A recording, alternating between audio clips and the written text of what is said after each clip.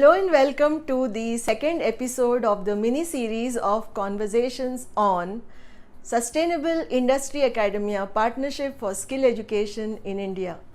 In the first episode, you would have watched how these three industry sectors, that is logistics, electronics and automotive sectors, represented by the CEOs of these sector skill councils, shared their views and also their experience in launching new initiatives to implement NEP 2020, or rather to help enable or facilitate the implementation of NEP 2020 in academic institutions, training companies and other such important training organizations.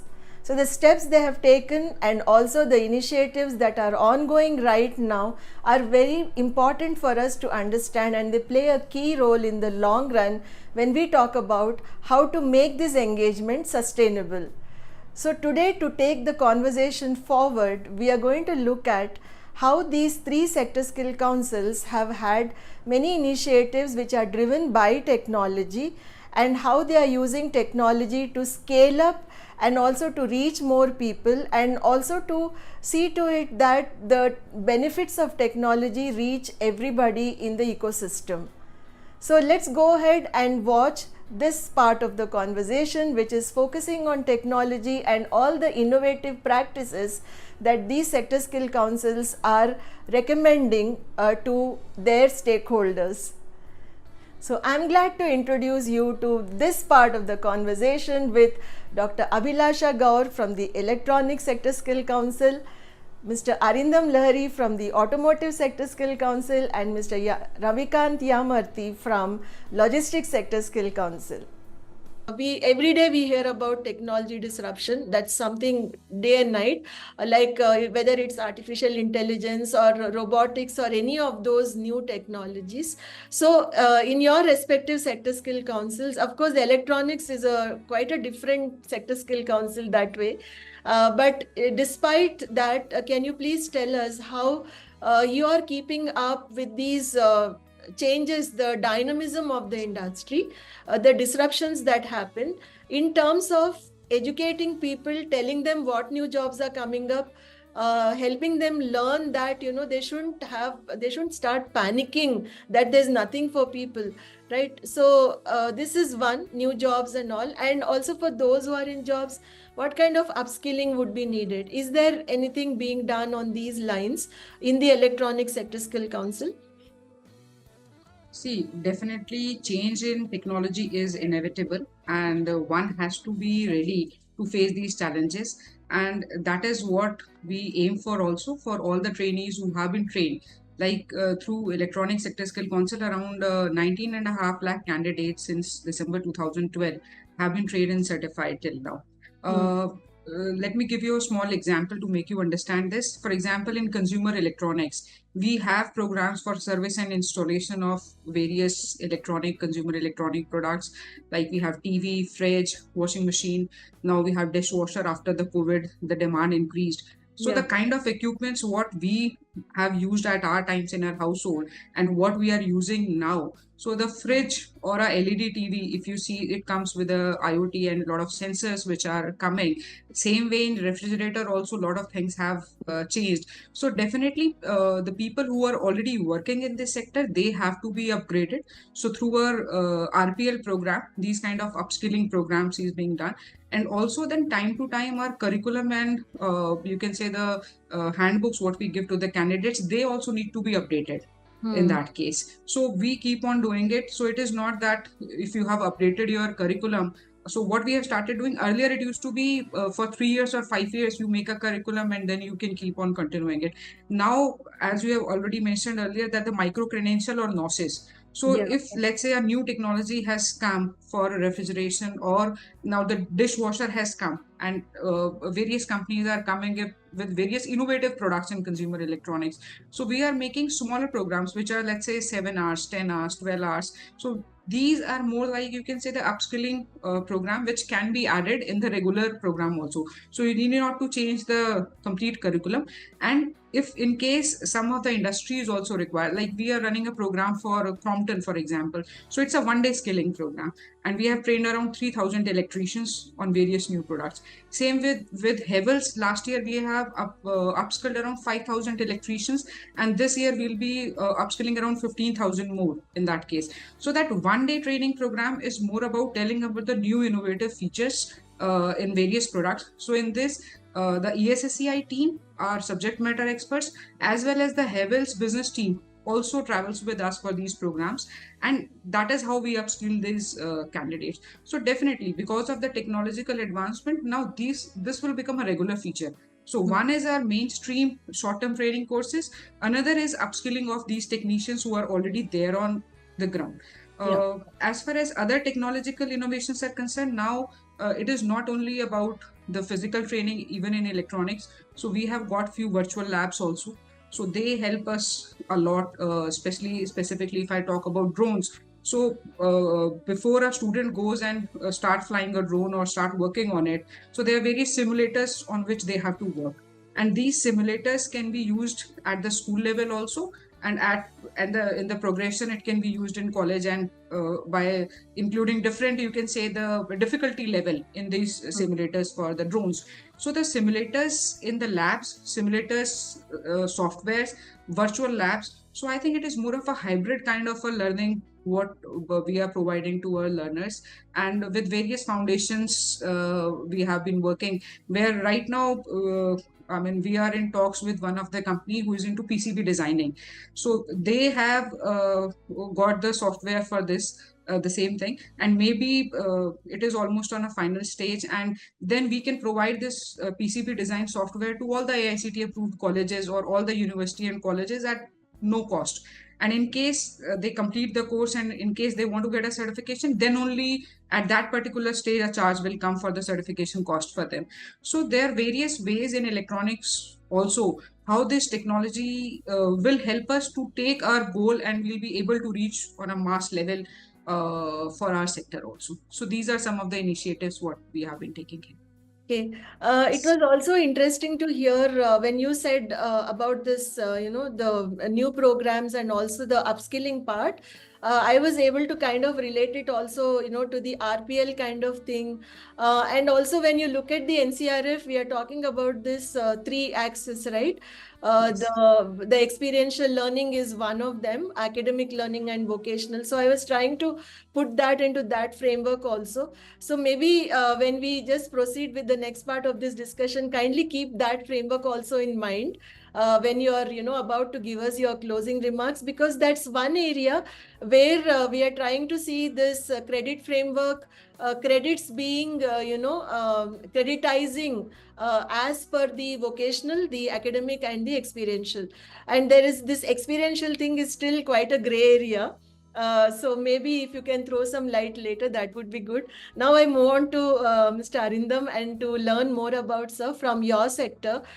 Technology, like you said, is everywhere. Already you mentioned, and the EV is such a revolution happening right now. So what do you have to say on the way you have caught up with the disruption in terms of the programs, the curriculum, and the kind of impact you are creating through skilling and upskilling both? Fortunately or unfortunately, over the last 100 years, the automotive industry has predominantly remained the same. They have only worked on petrol and diesel engines. Right. Only in the last couple of decades have we seen alternate energy fuels. We first saw the advent of compressed natural gas or CNG vehicles coming into this market. India has also always, or largely so far, except for the last 10 years or so, has largely been at the like a laggard in the global space in terms of the specifications, the safety standards, etc. Today, we are at par with the global standards, be it the emission norms, be it the safety norms, be it any kind of test norms of our vehicles. And vehicles which are produced here are being exported worldwide.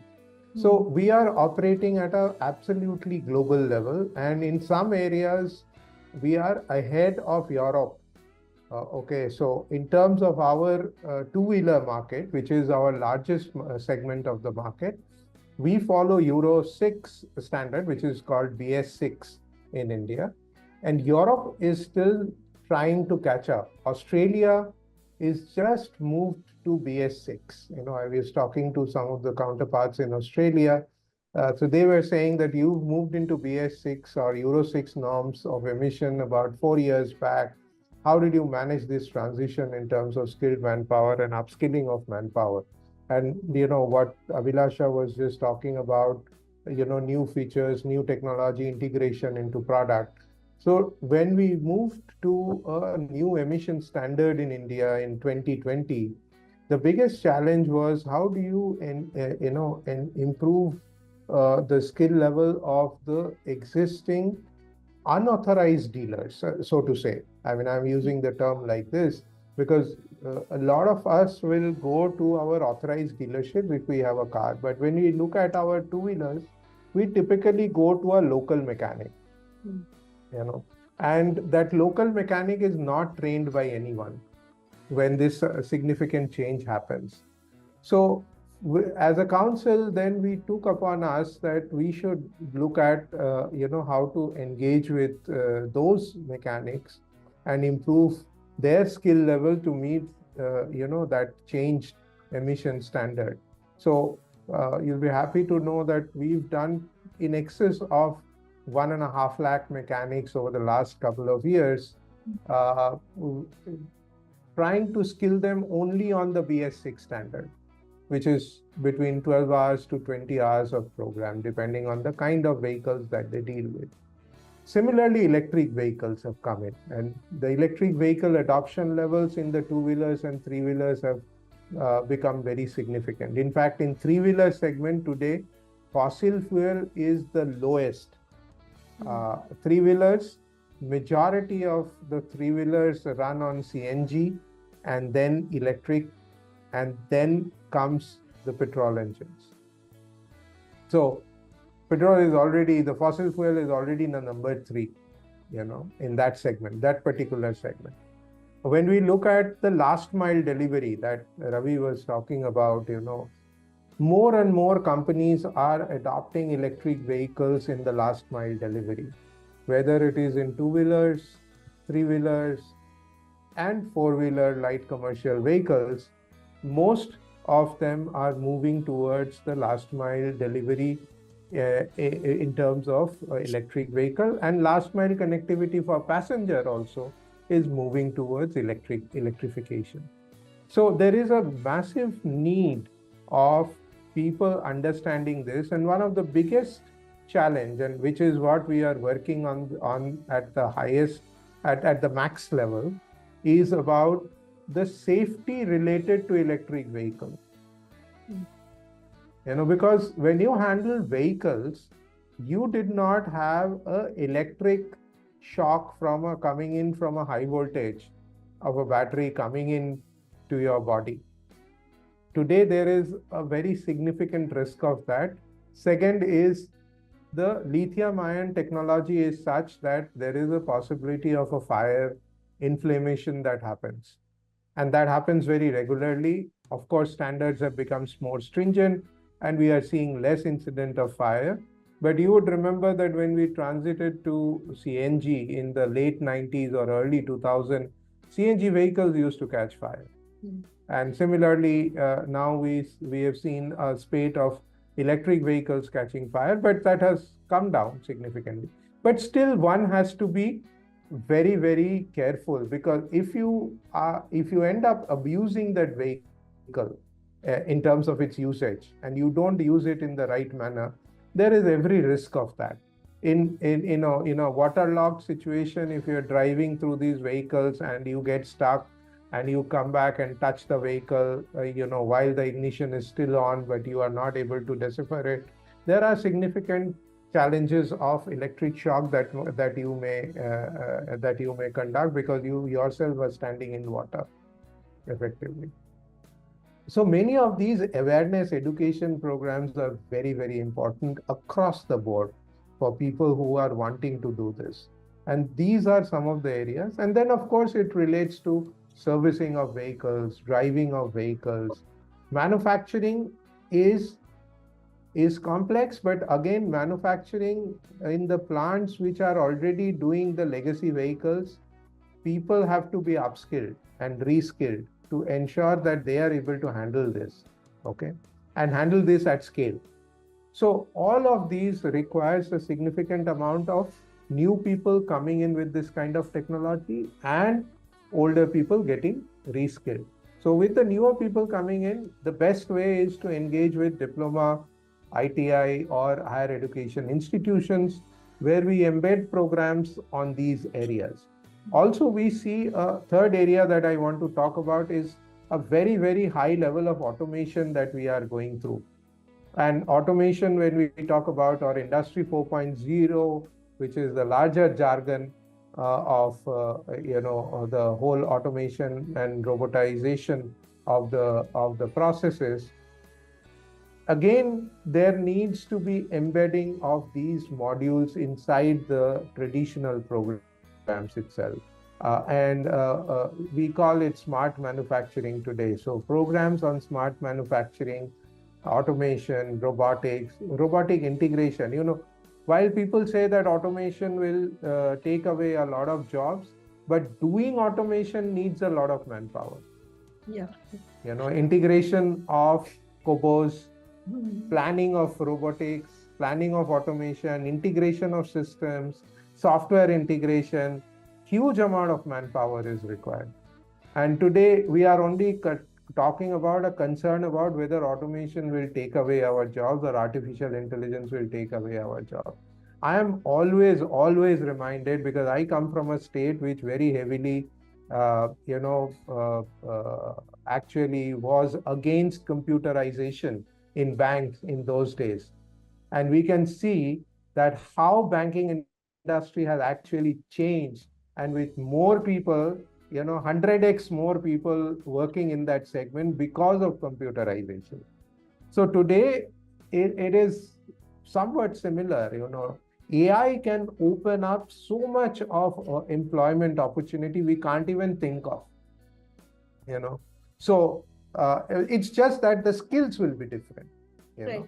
And we need to ensure that the newer workforce which are coming into this space, which are currently in schools, currently in higher education institutions, are picking up these building block skills today to ensure that when they come into the industry, they at least fit into that industry, and they will have to keep learning because the technology is constantly changing. So our route of sustainability is to constantly bring in teachers and candidates in contact with the industry, and make them learn that industry. So we recently, let's say, did a program with an engineering college where we got people coming in from industry, the HR heads, the training heads, coming in and talking to those faculty members, because we were doing it during the summer break, the faculty members, as to what has changed in this industry, which you don't get to see. Because, everybody is still relatively aware of things like retail or a beauty parlor or a hotel or a restaurant, because all of us go there. Yeah. But all of us don't go to a car factory. All of us don't go into a car workshop. So we don't know what has changed. Yeah. And that's where I think we need to work a lot along with the academic institutions to ensure they understand what really is happening in the industry. Yeah. Yeah, thank you. That was a very nice elaboration of the entire industry. I would say specifically the way you told us about AI and the EVs also. Before I go to Mr. Ravikanth, I feel now, this kind of thing, the story we are creating is actually building up. So when I go to him now, I'll have to ask him, can you connect electronics and automotive and then talk about your sector? How the technology is disrupting Because logistics also, there's so much of automation, and you depend on electronics, and you depend on automotive vehicles, etc. So maybe you can combine all the three and tell us how it's impacting and what are the measures being taken from your sector skill council. I'll give you one example here before you tell us more. I think today still when we talk about logistics, it's the notion is still very limited to delivering things, to couriers, to things like this. A little bit of warehouse maybe, but even there, no, very low level kind of job roles. Maybe you can enlighten us more about the larger picture here as well, which is technology disruption in a very positive way. Yeah, Yeah. sure, Ms. Madhuri. So first I'll give the example of taking both electronics and automotive Yeah. into consideration of how it changed. 10 years back, if you used to go to bank, there were 30, 40 people sitting there and working, right? So it got automated through ATMs and electronics actually came in there. And we got benefited by, cash logistics. Now there's a big space where a lot of, because I recently got a requirement of 1,500 people to be given to a cash logistics company who will Okay. actually go and put the cash and also do the maintenance of that ATM. So that way there's a lot of integration, and thanks to GST in logistics especially, because after GST there's a lot of consolidation which has happened on the warehousing space. So previously, because of the local tax, the state tax, and central tax, and all that, everybody used to have smaller warehouses at the cities level or a state level. But after GST, they're having massive warehouses where the land is cheap and sort of. If you go to Hyderabad, the Amazon's warehouse is about 1 lakh square feet. Yeah.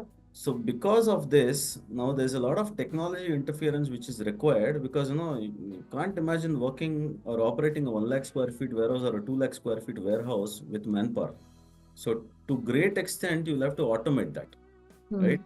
So a lot of things are getting automated right now, and even going further, there are a lot of companies who are thinking about, how do I make a complete automated warehouse with no human intervention at all, right? So that's the state that we are in right now.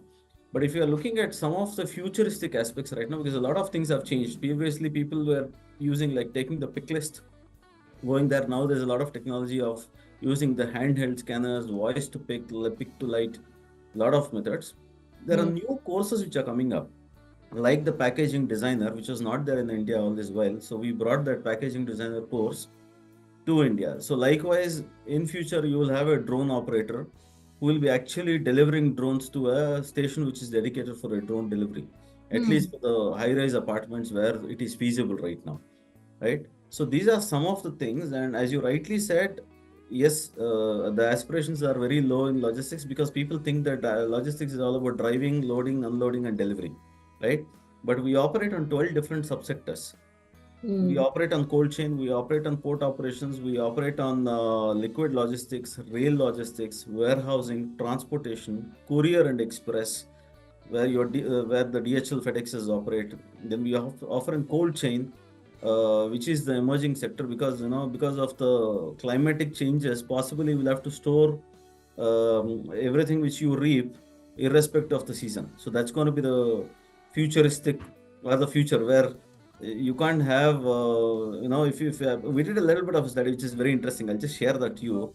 The season of mangoes generally last from it will start from about somewhere in April and Yeah. will last till September. But this year, I think the season is already exhausted and we ate the last mango in Chennai, right? So going forward, I think this is a little more worrying, because you need to have capability of putting up a cold chain which will actually ensure that these fruits, vegetables, everything is available all around the year, irrespective of the season. So cold chain logistics is becoming important. Cold chain logistics is also becoming important because you're bringing a 2 rupee pineapple from Arunachal Pradesh to a 100 rupees market in Delhi, right? This is because you don't have a proper cold chain, right? So this is something which is emerging. These are some of the future technologies, and yes, we are updating that accordingly. Also, and India is now becoming a center to put up, they're putting technical centers, all TVS, DHL, FedEx, and UPS. They are creating data centers where, sitting in India, they're managing all the consignments, customs clearance around the globe. right? Because everything is data transfer right now. So these are some of the technologies which, so not necessarily that you get trained in logistics and you work in a warehouse. You can also work in a Amazon or a Flipkart as a packaging designer, which is well-paid job. You can also work in a UPS data center, technology center, managing the customs clearance of a shipment between Sweden and Australia, right? So these are some of the technologies which are actually coming in. Number two, on the upskilling aspect of it, we have created a logistics learning management system, and we ensure that this is being beefed up every to the date in terms of the technology advancements. So anybody who is already, because there are a lot of changes in terms of the compliances that we'll have to take it to the employees. For example, there's a training called IMDG, International Maritime Dangerous Goods. So everybody have to get skilled in IMDG once in every 2 years, and every year there are a lot of complaints or regulatory changes. Sometimes Hong Kong might come and tell you that no, we don't allow leather into our country, right? So we need to bring all these changes to the existing workforce. So we have built a very robust logistics learning management system, and we keep promoting our courses especially for existing employees who can actually quickly peep into our logistics learning management system, pick up that course, get them upskilled, up to date, and then get a certificate as well, which is complementary. So this is how we manage the upskilling programs, and for the newer generation who's coming into the sector, and also for the existing workforce. However, from what we were in terms when we were created in 2014 and what we are right now in terms of the aspiration level, it has definitely increased. And thanks to COVID, I'm glad that COVID came to India and benefited our sector, because everybody understood the importance of logistics in COVID, because we were all sitting at home and then things were getting delivered to you. So now there is definitely a lot of aspiration in terms of somebody coming into our sector. Thank you. And the examples were really wonderful, because I think we are going to remember this through the examples, because these are all still new things for us. Even like you told us how the SSC itself has transformed, right, over the years, which is actually a fact which some of us only know who are working very closely. But we want this message to go out to lots of people who should know about these industries. You've just watched how these sector skill councils, that is the electronics, the logistics and the automotive, have taken many measures in terms of integrating technology and infusing it into many initiatives that they are undertaking right now at this point in time to strengthen the industry academia connect. So in the next episode, we are going to go ahead and look at how this relationship between the industry and the academia can be really made very sustainable with some examples, and also we will be looking at the importance of training of trainers. So watch out for the next episode, and in case you have liked this episode and you found it useful, do subscribe to our YouTube channel and hit the bell icon so that you don't miss any update from us. Thank you so much for watching, and I look forward to having you in the next episode. Thank you.